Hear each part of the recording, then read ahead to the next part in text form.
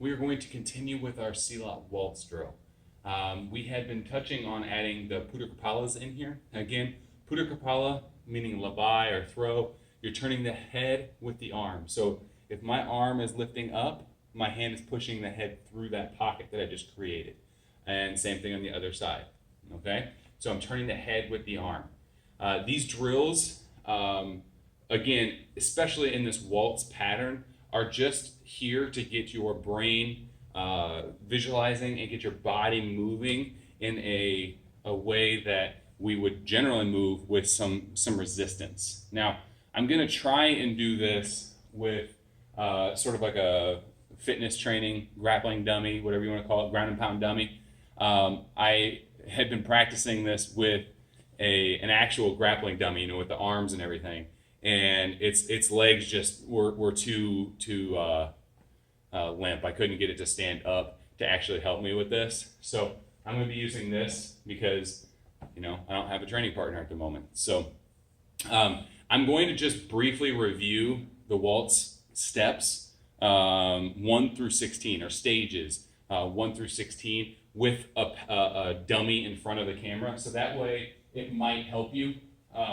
I'll show the next couple variants that we're doing, the new ones, with and without this. That way you can see it the same way that you've seen the other ones with sort of the visualization game, and then you'll see sort of a clunky, I guess, adaptation to use this as a person.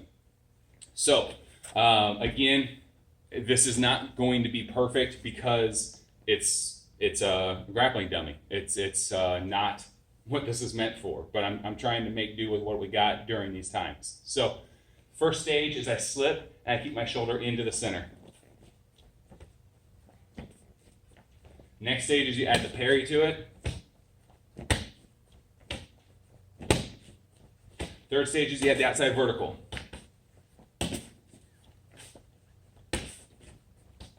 Fourth stage, add the finger to the eye or the push to the shoulder.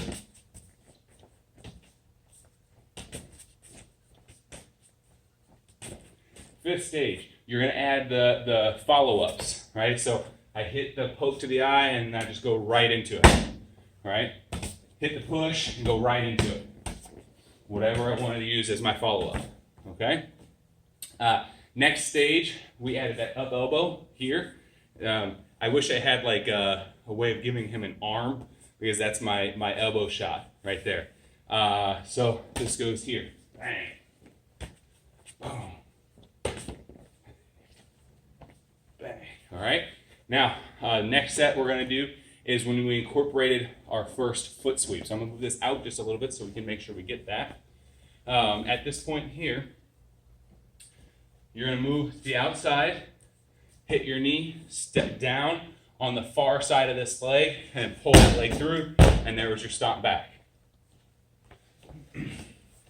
On the other side, here's this guy, hit my knee, step down, pull that, stomp that. 1, 2, hit the knee, step down. Use the leg that just stepped down to pull. Hit back, bring it back to center. Up, knee, down, pull, up. Okay? So that was number 7. Next one we did was, if I knee this, and instead of it bouncing to the inside, because again, I'm trying to go for the thigh or the groin, it bounces to the outside, right? Or I got another guy coming at me here or here, and I need to make sure I move past this guy. So at this point here, I bring it back. It's a drill. You're not actually going to come back in front of them. Ideal situation is I get to this point here, I can start hitting and hitting and hitting, and now I have their back, okay? So going out to this side here, I knee, but it kind of skitters off to this side here, and now I'm behind it. I am facing the opposite direction, but my shoulders are in line with them. So I slide, I keep my butt to their back, and I keep it to the other side, and I bring it back. Bring this out here, knee, bounce to the outside, butt to back, bring it here, okay? The next one is when we started incorporating our putter kepalas. So from here, I hit the shot, I step down. The first lavai, or first putter kepala, is this left arm is catching their right arm, okay? This is on their head, and I lift this and tuck that through the pocket. Knee, step down, lift, and tuck that through the pocket. If I reverse this, and I happen to have here, and I get to this point there, I now have my right arm underneath their left, okay? I don't know if you can see these hooks, but if you can see these hooks, I'm imagining that as their left. So I get my right arm under their left, and I've got their head or their neck right here. I lift, and I use my box step to shoot them through that gap, okay? So we'll do it again from this angle here. Here's my lift. I make sure I come underneath this grappling limb here, and then step for my box step here and tuck it through that opening. All right, so again, I'm kind of clunky going through these, but I want you to see how I've been trying to incorporate other things that I have. I understand not everybody has a grappling dummy like this. Some of the things that I've seen online, some of the guys have been using a kid's teddy bear wrapped in a gi, and they've been using that for some jiu-jitsu ground drills. Some people are just using a big long body pillow or just a regular pillow. If you don't have access to that, that's totally understandable. Just keep going back to the visualization side of stuff. Now, the next one that we covered was the open the door, okay? So if I'm doing my waltz, I step down, but this time I step straight to that triangle, okay? I'm gonna back up so you can see my feet, okay? So I have where I'm standing right here. Here's one point of the triangle. Here's another point of the triangle. And there's a third point of the triangle. At this point here, we can call that a triangular step. This would be the long side, short side. Or we could call it a diamond if you want to include this sort of side here. However you want to think about it is fine by me. So at this point here like this, I hit my knee, but I step to the point of that triangle, or diamond, whatever you want to call it. I get them off balance. This part here is key. If you do not elbow, if you do not push with your head hand as you're stepping this down.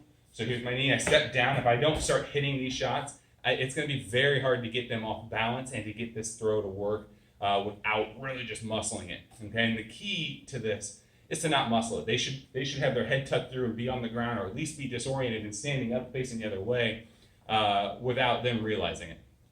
So once I step down, I take my leg that stepped down towards their backside, and I slide it straight back to where it was, okay? So this is here, and I slide it straight back. Again, my left hand is under this arm, and I tuck it through, okay? So we'll do it on this side here. I get to this point here, I knee, I step down. My hand is underneath their arm. My hand is manipulating their head, all right? I slide back. I lift this arm, and as I do, I'm using my momentum to help carry their body towards me, and I shoot them through that gap.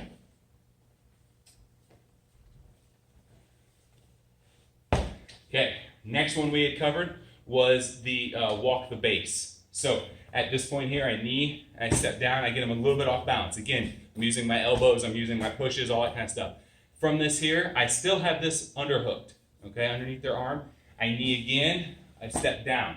I knee again, I step down. Now at this point here, their head should be right by my hip. As soon as it is, I tuck it through. Again, creating that space. Go this way with it here. I hit my knee, I step down. I hit another knee, I step down. I hit another knee, and I've got my hip by their head, and I shoot through. All right? So that's how we are playing that walk the base game. Now, I've got another set here for you. Those are where we left off. I'm going to start this without the dummy, and then we're going to grab the dummy again for the latter part of this session. Okay? So we got our waltz. Getting into the flow. We hit our waltz here. We hit the up elbow. We hit the down elbow. We hit the backhand. You might hit the ox hand as you step in with that knee. Okay? So I've got this position here. Underhooked this arm. I've got this head manipulated, and they're off balance. I'm not doing anything unless they're off balance. From this off balance position, we're going to go ahead and we're going to drive our left knee just like we just did with our walk the base. But instead of bouncing it and stepping down, I'm going to hit this. I'm going to hopefully put my leg up over their head, and I'm going to sickle kick that back. So this goes here, hit this, hit that, hit this, maybe hit that, bring this in here like so, get them off balance. Hit this knee, hook the knee in this little pocket here, but underneath your knee, and then you still have the arm, but your leg has the head, and you use your foot to kick backward, and you use your arm to push forward. At that point here, you turn and you finish, or you go around, whatever you want to do. Okay? So that was what we would call, that's what we tend to call the far leg over putter kepala. This is the farthest leg away from them. Okay? I've heard it called left leg, right leg. All that changes the second you have done it on the other side of the body. So I like to use a far leg terminology. 1, 2, hit this, step down, bring this leg up after you knee or kick them in the face and hook it back. Same thing on the other side. Hit here, take this, scoop this down, hit that shot, maybe hit this shot, step down, knee, hook over, drive it through. Okay? Now, we'll try this with our grappling dummy. We'll see how this goes. So, this goes here. I knee, I step down. At this point here, I'm going to turn it. At this point here, I'm going to take my left leg and then knee the head. I'm going to step over it. From here, I slide that shot through. I get to this point here, still have the underhook on the arm. I'm going to go ahead and grab this handle. Knee, take this shot all the way through. And on the other side. Knee, step down, take this knee, and then hook that all the way through.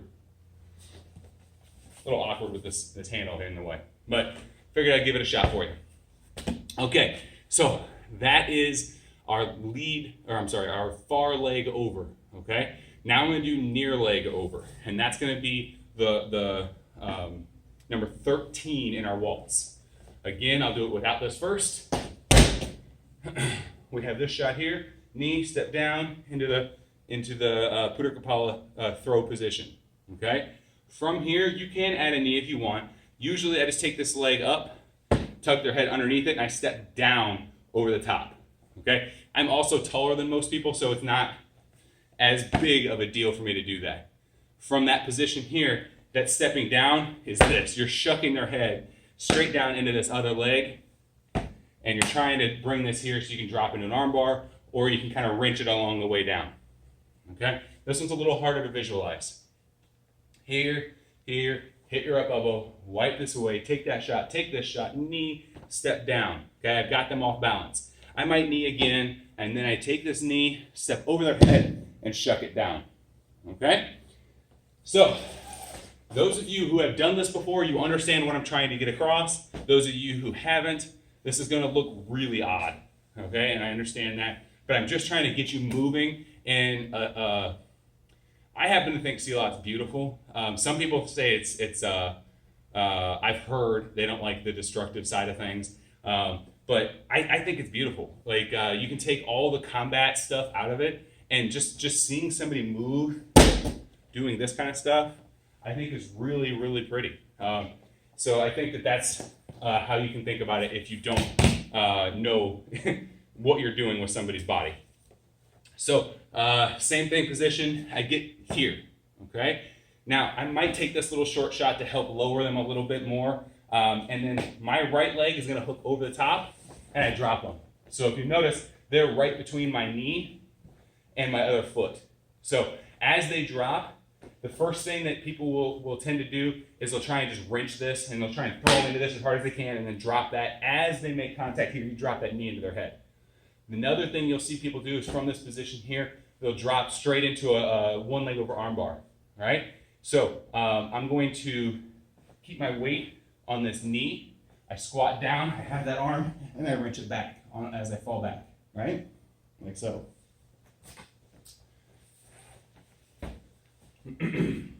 So I'm going to do it off of this side now, this side here, okay? So I knee, I step down. I might bump that knee again here, but I'm going to use my near leg, so the one that's closest to my target, to bring this up and over, and I shoot it through, okay? At this point here, I am either going to try and pop at this with the knee, kneel this one in here to keep them from moving. I have control of the arm. I get my body tight, and I arm bar it back. Okay, so that is the 1 through 13 of our waltz drill. Now, one thing I want to make sure I touch on, Silat has a very different mindset than per se Brazilian Jiu-Jitsu or shoot wrestling or any of the other grappling systems that I study, because the mindset is to do as much damage as fast as possible and move to the next guy, right?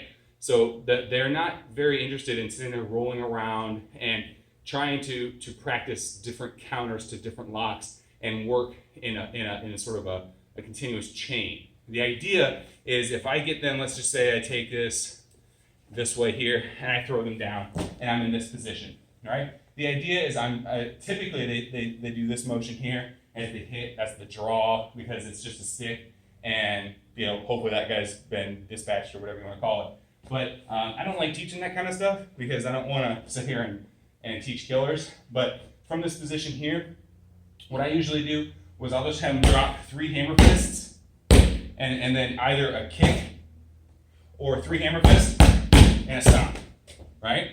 Now, obviously, any of this can kill somebody, especially if you're driving the kick to the back of the head or stomping somebody in the head. So don't do that, right? You don't want to go to jail, but it's a good way of getting exercise. It's a good way of getting repetition of the art, okay? So again, I'll pick any one of these throws that I just did here. I'll give you a new one of the newer ones. This will go here. That's the far leg over. Turn my body weight. 1, 2, 3, and then kick. Or 1, 2, 3, and stop. And I back out. And when you back out, make sure you keep your hands up and you're looking around for his friends, because you know it as well as I do, it's never going to be one-on-one in a well-lit arena with a referee, like Rick likes to say. So he's going to have friends, and you're going to have to make sure you keep that into account. So if I sit here and try and get into a really great grappling match with him, especially if he starts to lose, you'll see his friends jump in. Just watch any World Star video. So anyway, I hope that helps kind of clarify some things. Maybe it just muddied the waters a little bit, but it was worth a shot. Thank you.